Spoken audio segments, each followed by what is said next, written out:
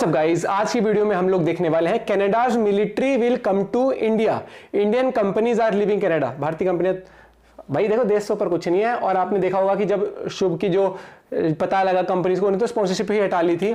ये तो अपनी कंपनियां हैं, जब ऐसा कुछ होगा तो देश से ऊपर कुछ नहीं है। लेकिन Canada's military will come to India, ये थोड़ा सा मुझे समझ नहीं आया। तो वीडियो देखते हैं पूरी। वर्ल्ड अफेयर्स चैनल से वीडियो है, प्रशांत धवन सर की। अपना पॉइंट ऑफ व्यू भी जरूर शेयर करिएगा। 1 2 3 गो।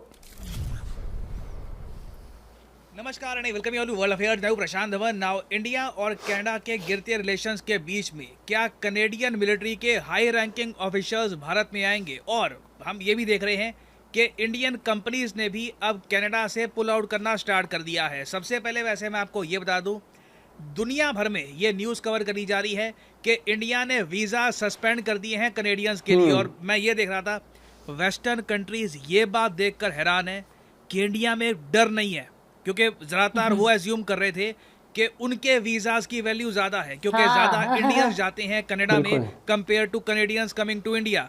तो इनको एजम्पशन थी कि इंडिया वीज़ा को छेड़ेगा नहीं, मगर इंडिया ने लिटरली कनाडा को कह दिया सीधी बात, ये हम कर रहे हैं, आगे आपका डिसीजन है, आप क्या करते हैं। ये चीज़ देखकर ना, ये मूव देखकर ना सिर्फ कनाडा, कई वेस्टर्न कंट्री शॉक में है। और इंडिया ने आगे एक और डिमांड ये भी रख दी है कि जो कनाडा की एम्बेसी है भारत में, वहाँ पे स्टाफ बहुत ज़्यादा है। बहुत सारे लोगों को ये अपनी एम्बेसी में लेकर बैठे हैं, हाई कमीशन ऑफ कनाडा में। यहाँ पे कटिंग करो स्टाफ की, फालतू के लोग जो यहाँ पे तुमने रखे हुए हैं जिसकी तुम्हें ज़रूरत नहीं है, इसकी कटिंग करो। और ये भी कह दिया है कि कनाडा इंटरफेयर कर रहा है इंडिया के अफेयर्स में। तो अभी तो देखिए, कनाडा का एक डिप्लोमेट वापस गया है। Most probably in the future high commission of Canada का पूरा जो रूप है यही चेंज कर दिया जाएगा। और कहानी सिर्फ यहाँ पर नहीं रुकती। इसके बाद अब हम ये भी देख रहे हैं कि इंडिया की जो मेजर कंपनीज हैं, इनकी जो कनाडा आर्म है या फिर कोई छोटा सा बिजनेस ये कनाडा में ओपन करने वाले थे, ये बंद कर रहे हैं।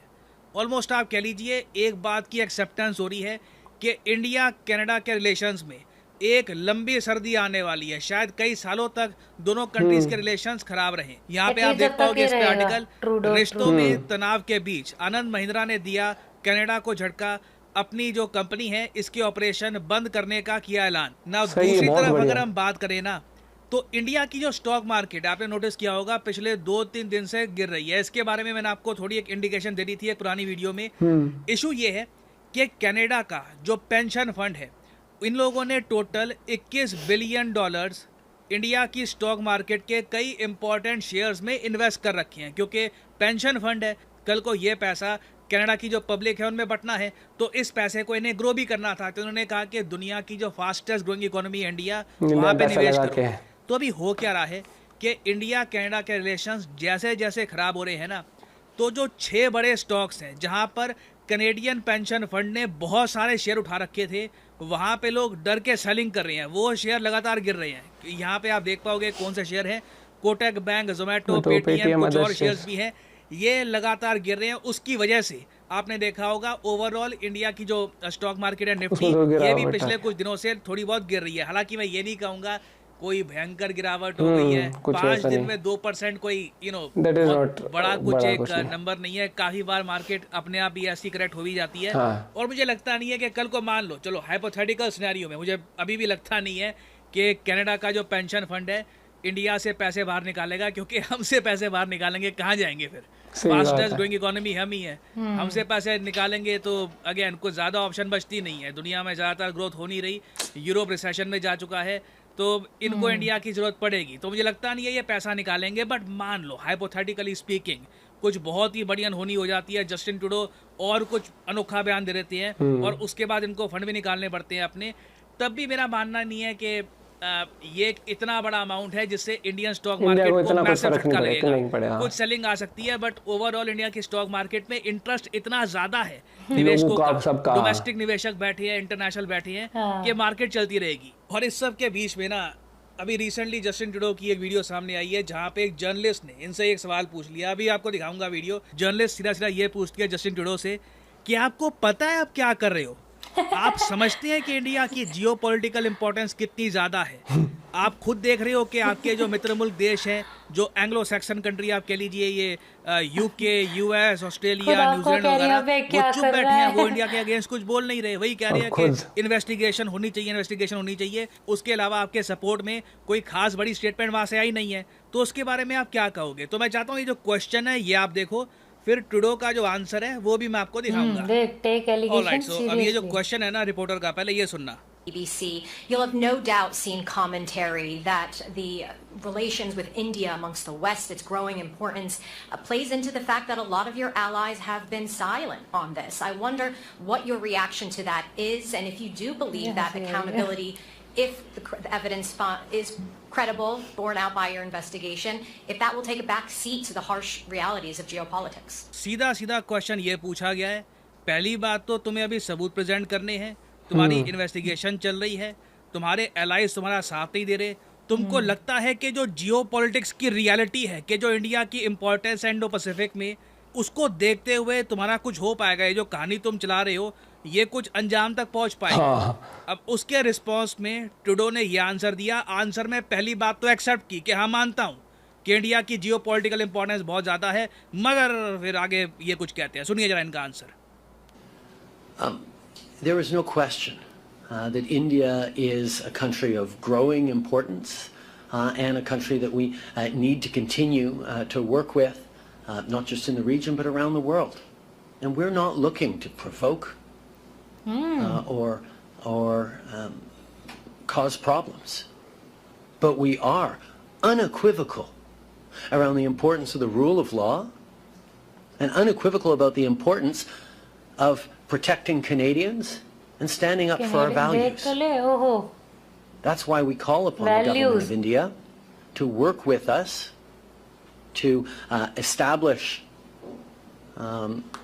processes to discover and to uncover the truth of the matter and to allow justice and accountability to be served.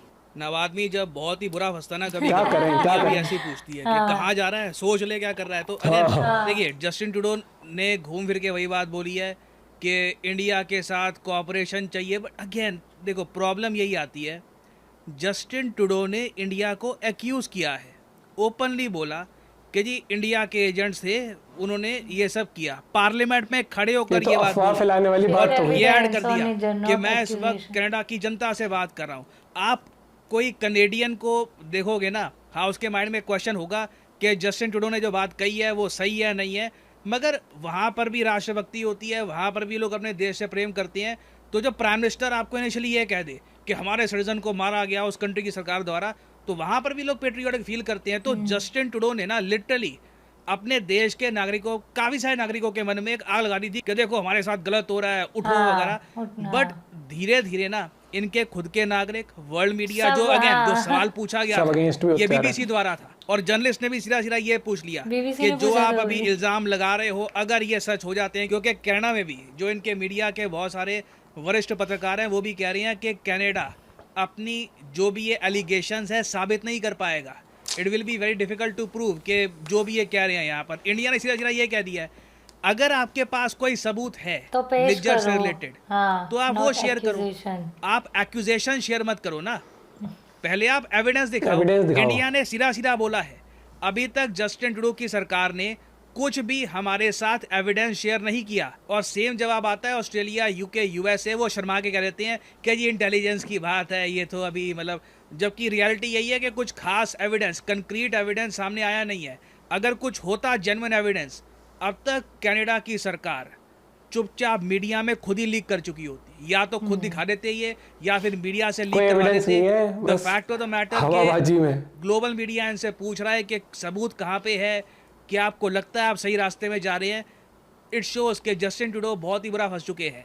मगर मैं यहाँ पर एक और बात फिर से ऐड कर दूँ कि इस सब को देखकर यह अज्यूम मत कर लेना कि पूरा कनाडा इंडिया के अगेंस्ट है। आप बहुत ही जल्द देखोगे कि इंडिया में ना एक Indo Pacific army chief conference होने वाली है। देखिए इस सब के बीच में ना अर्जुन की खासियत क्या थी, वो मछली की आँख से नज़र नहीं हटाता था।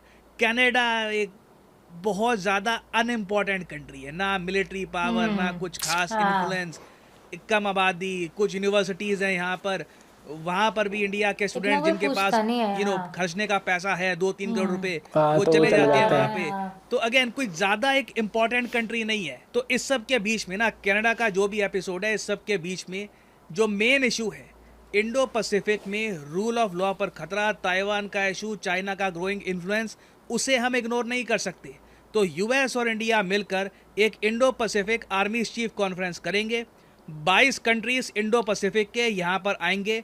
उसमें से कनाडा के जो मिलिट्री चीफ है या तो अपने वो भी चीफ को आएगा भेजेंगे ये, या फिर एक हाई रैंकिंग मिलिट्री ऑफिशियल को ये भेज देंगे। बट इधर वे कनाडा को यहाँ पर पार्टिसिपेट करना होगा, ठीक है।